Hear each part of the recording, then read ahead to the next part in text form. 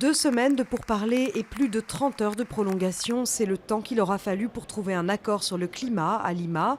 Un accord crucial pour fixer les bases de la négociation du sommet de Paris dans un an.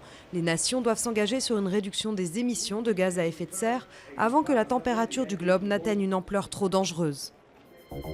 Le pouvoir turc lance un nouveau coup de filet contre ses opposants. Au moins 24 partisans du prédicateur islamiste Fethullah Gülen ont été arrêtés dimanche. Le rédacteur en chef d'un grand quotidien proche du religieux a notamment été interpellé. Recep Tayyip Erdogan accuse son rival d'avoir orchestré une enquête pour corruption contre ses proches.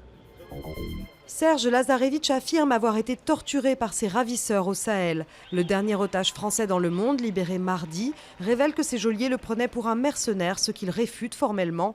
Le quinquagénaire pense avoir été libéré contre une rançon et reconnaît s'être senti très faible ces derniers mois, notamment à cause de la privation de nourriture. Les taxis veulent bloquer les accès de Paris dès l'aube lundi. Une action visant à dénoncer la concurrence des voitures avec chauffeur Uber. Le tribunal de commerce de Paris a refusé vendredi d'interdire ce service controversé.